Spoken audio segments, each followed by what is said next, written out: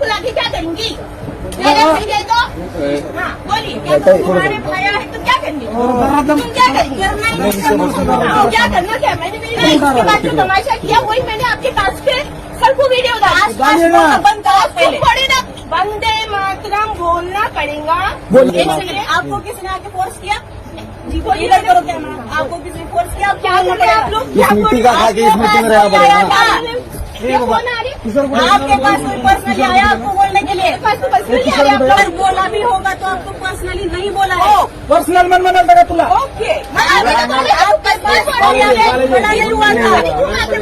बोलना ही पड़ेगा। अरे आपको पर्सनली बोला भारत स्वातंत्र्यामध्ये होता ज्यावेळेस भारतावर इंग्रजांचं राज्य होतं त्यावेळेस भारताला सर्वांना एकत्र करण्यासाठी आणि भारताला पारतंत्र्यातून काढण्यासाठी वंदे मातरम गीताच्या खाली सर्व एकत्र आले होते आणि तेव्हा आपल्याला आज भारताला स्वातंत्र्य मिळलंय।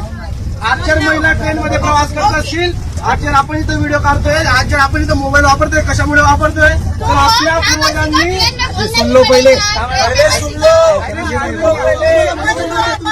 ऐकून घ्या तर त्यावेळेस वंदे मातरम गीत कशासाठी होतं तर भारताला स्वातंत्र्य मिळवून देण्यासाठी होतं आणि आज आपण वंदे मातरम मोठं काम करतोय। त्या ठिकाणी एखादी महिला जे वंदे मातरमचा विरोध करते, जे वंदे मातरमला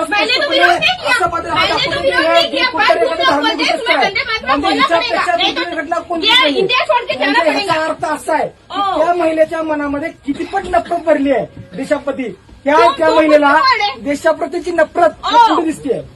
त्याच्या विरुद्ध कारवाई करायचं काम कोण केलं पाहिजे? कोण? दोस्तों देखा आपने इस वीडियो को, गुंडे अब आम सड़कों से चलती ट्रेन तक पहुंच गई है। आप देख सकते हैं किस तरीके से जबरदस्ती की जा रही है और कहा जा रहा है कि तुम्हें वंदे मातरम कहना होगा। सवाल यह है कि आखिरकार ये कौन लोग हैं, इन्हें किसने हक दिया कि चलती ट्रेन में ये किसी शख्स से ये कहे कि आपको वंदे मातरम कहना होगा। एक मुस्लिम युवती से जबरदस्ती करने की ये कोशिश क्या गुंडागर्दी नहीं है? क्या ये आताताई नहीं है? क्या ये आतंकी नहीं है? क्या इनकी विचारधारा ऐसी नहीं है कि ये इस समाज में नफरत पड़ोस रहे हैं और एक महिला को जबरदस्ती ये कहने के लिए मजबूर कर रहे हैं कि तुम ये कहो तुम वो कहो?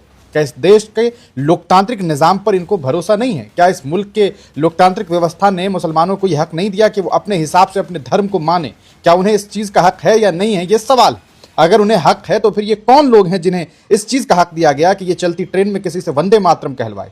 क्या किसी ने इन्हें इस तरह की ड्यूटी दे रखी है? और ऊपर से देखिए रौब, देखिए कि ये प्रशासन से ही बाद में कहते हैं कि ये वंदे मातरम नहीं कह रही हैं, इन्हें भारत छोड़ देना चाहिए, इन्हें भारत देश से निकाल दिया जाना चाहिए। क्यों? इनके बाप का मुल्क है, इनके अब्बा ने इस मुल्क को बनाया है। ये सवाल है, ये सोचना चाहिए कि आखिरकार इन लोगों को ये हक कौन देता है? कैसे ये लोग इस तरह की बात करने लग जाते हैं? चलती ट्रेन में एक मुस्लिम महिला को इस तरह से प्रताड़ित करना, इस तरह से परेशान करना, उसे अकेला देख करके उसे जबरदस्ती उससे कुछ भी कहलवाने की कोशिश करना, ये कहां तक सही हो सकता है? वंदे मातरम कहना नहीं कहना ये कैसे किसी दूसरे की मर्जी पर स्थापित हो सकता है? आप जरा सोच करके देखिए। ये एक लोकतांत्रिक मुल्क है, यहां सभी को मालूम है कि मुस्लिम समुदाय के लोग इस चीज को मानते हैं कि अल्लाह सिर्फ एक है, ईश्वर एक है, वो सिर्फ एक खुदा को मानते हैं, उनका इस बात पर यकीन है कि कोई दूसरा नहीं हो सकता। तो फिर आप उन्हें जबरदस्ती इस बात पर क्यों आप अड़िग हैं कि भाई वो वंदे मातरम कहे, वो इस देश की मिट्टी को मां समझे और उसे एक पूजनीय समझे? ऐसा नहीं हो सकता है तो नहीं हो सकता है, साफ बात है, क्लियर बात है, क्लियर कट बात है। सुप्रीम कोर्ट ने कभी यह बात नहीं कही कि कहना ही पड़ेगा, तो फिर आप कौन होते हैं?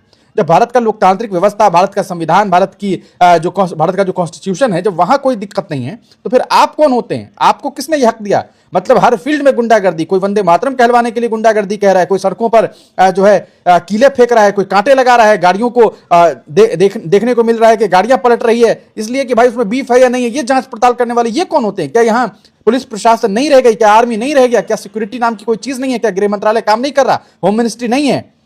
सेना के लोग नहीं है इस देश में? ये नए नए लोग जो गुंडागर्दी कर रहे हैं, क्या इनके ऊपर वैधानिक कार्रवाई नहीं होनी चाहिए? आप इस पूरे मामले को देखने के बाद क्या सोचते हैं? कमेंट सेक्शन में अपनी राय जरूर लिखिएगा।